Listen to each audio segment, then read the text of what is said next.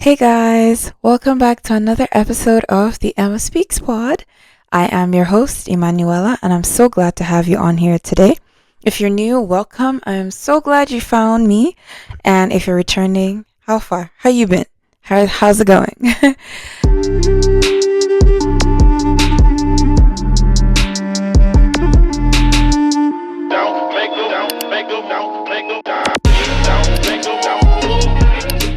In today's episode, I'm going to be talking about a few things that I'm learning, that I am relearning, or that I'm just like committing to my memory and like thinking more and more about.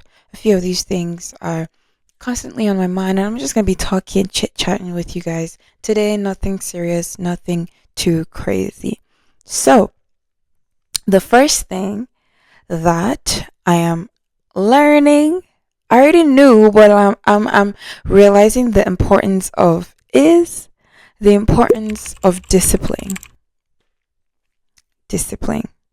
In so many areas of my life, I'm just realizing how important it is that I am on track, I am on task. I think one of those things involve my wake up time, my time with God, because I've always been of the idea that, yeah, you don't need a certain time of the day to spend time with God, to pray, to read your Bible. God is omnipresent, He's omnipotent, and omniscient. So He's everywhere at all times. That's what I used to tell myself. So today, if I read my Bible, if I spend time with God at 10 a.m., tomorrow at 11:59 p.m., same thing, right? And I mean, that line of thought isn't necessarily wrong. But I guess what it's been is just that recently I'm even realizing the need to prioritize God, um to the point where I have a time that I say, God, I'm going to meet with you at this time, and no matter what comes, no matter what happens, no matter the plans that spring up, I'm faithful to God, and I actually spend that time with God. It's like, imagine if you had a very important meeting, or if you had a very important meeting, a place to be at, someone to see. When another plan comes up, you're not gonna double book yourself, right? If you are supposed to be meeting with your, I don't know, bank advisor, you're supposed to have a meeting at the bank, and then all of a sudden your friend wants to hang out. Your meeting is at 3 p.m. and your friend wants to hang out at 3:10 p.m. You're not going to say, okay, sure, I'm free at 3:10 p.m. Why? Because you have a meeting at the bank which you deem to be very, very important. So why is it that, like, when it's time to spend time with God at like 6 p.m. and your friends want to hang out, and then you're like, oh, well, God sees my heart, God is omnipotent, there's no time in the day that I need to dedicate. Whatever time I choose, God is going to be there. Yeah, true. But does that reveal God as a priority in your life? If you have said, okay, I'm going to pray when I get back from school, and all of a sudden something comes up and you're so quick. I guess I'm talking to myself because I'm the one learning this, right? And I'm so quick to just toss my plans aside and like go to the movies or to Sushi Jet. Sushi Jet. I mean, you don't understand where I'm coming from. Sushi Jet is Sushi Jet. But like, let's be frank. Does that show respect for God? Does that show priority for God? I guess it's coming it's becoming more and more of, what do I call it now? A meditation in my heart, a thought process, something that's at the back of my head always, that like, yo, you're gonna pray when you wake up. Pray when you wake up. Don't pick up your phone. I said I wanted to be waking up at 5 a.m. last year. It took like, what, 3 weeks, and threw that plan aside. I was like, will God want me to pray when I'm tired? Would He want to talk to me when I'm just like sleepy, when I'm yawning? No, I will do it at 10 p.m. at night, you know? And then at 9:30, I'm already dozing off, or I have an assignment to do. So I guess I'm just learning the importance of discipline in prioritizing God and sticking to the things that I want to do, right? Waking up early to read my Bible, not because God only hears me at 5 a.m. or whatever time it is that I choose to wake up, but because I know that as my day goes on, things are going to become very inconsistent and I may not have that amount of time during my day. Like, let's be real. Let us be real. What are the chances that at 7 p.m. every day I'm available? Very low because, mind you, I work in the evenings. So, me telling myself that I'm going to pray at 7 p.m. is already me not trying to spend time with God. And praying and reading my Bible, that's one aspect of things. But discipline really in every area of my life. And how I spend my paycheck. When it's been a rough 2 weeks and you're just counting down to when you get your paycheck. You've already made plans for the money that comes. Okay, I work at the mall. It's not a great whew, it was not a good financial decision to go work at the mall. I mean, we all know these things. Obviously, it's not everything you see that you get, but like now it's even becoming more and more important, right? To be conscious of where I'm spending that paycheck at. Even like disciplining myself in how I talk to people, how I interact with people. You know, what I do, what I say, where I go, how I live, the decisions I make, right? Just inculcating that habit that chill. Be aware, be conscious, take stock of everything that you're doing. Right? You say you're gonna do something, do it. See, procrastination, child. We need a crash course on that. Well, I I need a crash course because I say I'm gonna do my homework when I get back from work, and that's when I remember that, oh, I haven't called this person. Okay, I'm gonna call them for 30 minutes. 30 minutes turns into 2 hours, and then I'm like, you know what? I'll just sleep and wake up tomorrow early and get that thing done. Now you see, I have delayed myself. Mind you, let's say I'm supposed to wake up early the next morning, but I said I'm gonna wake up early to do my homework. So when am I gonna pray? So I keep on pushing things, and it keeps piling up, and I'm pushing. It's giving no discipline. So yeah, I guess one thing I'm learning right now is the importance of discipline. Self-control is a fruit of the spirit, right? It is very important that I know how to control myself, know how to control the things I do, and stick to the decisions that I make, the plans that I make. So that's one thing I'm learning. And then another thing as well is the importance of rest. I'm gonna say that again so I hear it. The importance of rest, child. Yeah, yeah. I just find that like sometimes I'm just doing, and doing, and I don't plan out time to actually rest. The way you plan out time to eat, you plan out time to hang out with your friends, you plan out time to do this, to do that, to do your homework, to do your assignment, to go grocery shopping. Or I don't plan out time to rest. I find that I'm jumping from activity to activity to activity, and then even those activities infringe on the times I'm supposed to be sleeping. I think I don't prioritize rest. And I used to have this mindset that like, when I used to hear people, let's say there's something to do, maybe we're hanging out or we have to go somewhere, or I don't know, a bunch of people are just going to do some things, like maybe me and my friends, and then there's one person that's like, actually I can't come because I need to rest, or I can't come because I've had a long day. Something like, it's just 2 hours, just come, you can go back home and rest. Or like when people say, oh, let's say we're trying to make plans, and they're like, I can't do that, that's my rest time. Or I used to look at them like, you're not committed. You're not committed, right? Let's say even at church, like we have maybe an event this day and then another event that day, and let's say different groups are having different events, and it just so happens that I'm in multiple groups maybe sometimes, and so I have to go from one to the other to the other, or I feel like I have to go from one to the other to the other, and then after I'm like, oh my gosh, I'm so tired, I haven't rested, I haven't eaten, I haven't slept, I haven't whose fault is that? Like, nobody tied my neck.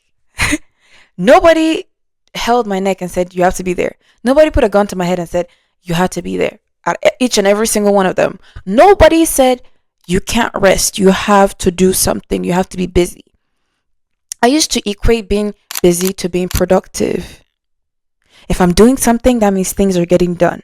If I'm busy, it means things are getting done. But you know what I realized? Not really. It don't happen like that. A lot of times if I'm doing and doing and doing and doing, burnout is a thing. Burnout is a thing because a lot of us people in general are multifaceted. We don't just do one thing. Nobody is just a wife. Nobody is just a daughter. Nobody is just a student. Most times you're a student, you're a daughter, you're a wife, you're somebody's mom, you're also a worker, you're the CEO, you're a team lead, you're a Sunday school leader, you're a worship leader, you're doing something. You're not doing just one thing. Like there's so many areas to your life. And there's also maybe you play sports, you have extracurriculars, you have volunteer stuff, because you do have a life. I'm assuming everybody has a life. So nobody is just doing one thing or the other. And when you think about the fact that like you have to live a balanced life and do all these things, because adulthood is a scam and you have bills to pay, you have a job to do. Sometimes I'm like, okay, so when exactly are we supposed to sleep?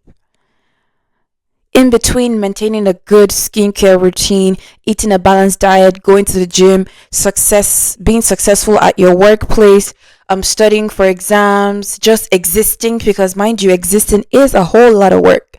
Sometimes I'm just like, okay, so when exactly am I supposed to shut my eyes? Right? So I'm really prioritizing my rest and my relaxation. And along with that, I'm learning that it's okay to say no. It's okay to turn down things, whether with friends, even at church. Because I guess sometimes there's a pressure or you feel the need to always be present. It's only somebody that's alive that can be present. It's only somebody that's alive that can go to job. Go to job. It's only somebody that's alive that can go to work.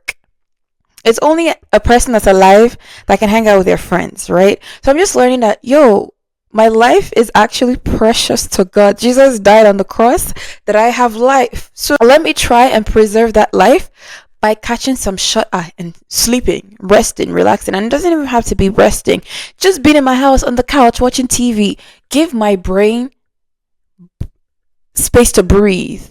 Because even as a student, mind you, my brain is constantly working. As students, our brains are working. As individuals, we are busy. So it's important to schedule time for rest. And that's what I'm realizing. It's okay to say no. So if I say no to a thing or two, trust, I'm not just lazy or trying to cop out. I'm just trying to survive, man. I'm just a girl. I'm just trying to survive. So yeah, that's one thing I'm learning to do. Not to be so eager to please people that I compromise on my health and my well-being, physical, spiritual, mental, financial, because a lot of times when we're hanging out, that hangout isn't going to pay for itself. The food we eat at Moxie's isn't going to pay for itself. Money is coming out of my pocket. Do you know how many hours I work to make that money? Child, I'm going to stay in my house, And also, yeah, like I said, spiritual well-being is very important because it's very possible, or it's very easy to be so tied up in so many activities that your own personal time with God is severely lacking. You're doing so many things that you haven't actually spent time. It's like, imagine you're God now, you're just looking at your daughter, your son, who is running around like a headless chicken trying to do this and do that, feeling like if they're not there, things are not going to work. And you're just like, this my child hasn't even said hi to me. but He's doing so many things for me.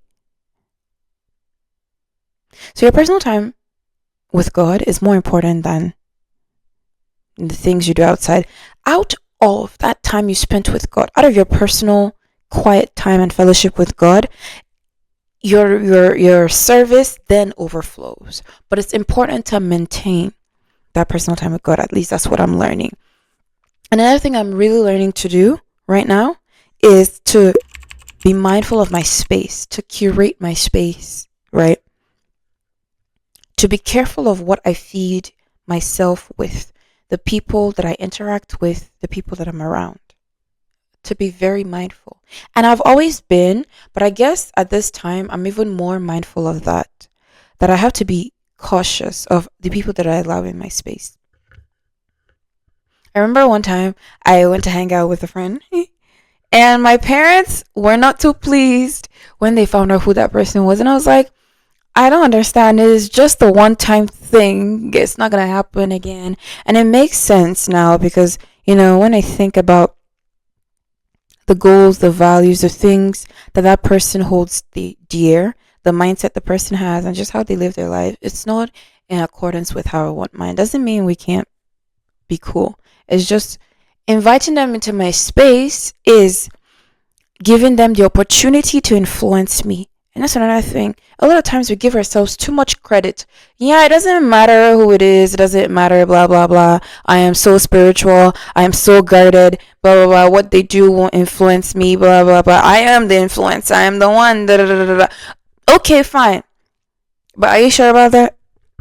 Are you sure about that? Because a lot of times, these influences don't just start off as you're starting to wild out. You're hanging out with someone who maybe likes to do this and do that, party, drink, smoke, and all of that, all of that. They live a wild life. It doesn't mean all of a sudden you start to live a wild life. You may never even do a thing that they do. But I noticed that for me at least, when I spend more and more time with these people, I start to inculcate their mindset. It's in my head. It doesn't physically manifest, but in my head, I validate what they're doing. I see them drinking, I see them smoking and doing all sorts of rubbish, and I justify it. And I'm like, you know what? The Bible doesn't say it's a sin, so it's probably they're fine. But are they? So I'm learning to be careful of even the things I watch. Scripture saying all things are lawful, but not all things are expedient. Not all things are necessary. Why am I reading this? Why am I watching this movie? Can't I find entertainment in something else? Why am I listening to these kind of songs? What is that need that I'm trying to satisfy? If there's no need, then move on. Go do something else, child. I don't need to do that, right? So I'm just very cautious of the influences that I allow around myself, right? I'm cautious to also saturate my space so much so that if God wants to speak to me, He's not going to find me distracted. I'm not going to be so distracted that I can't hear His voice.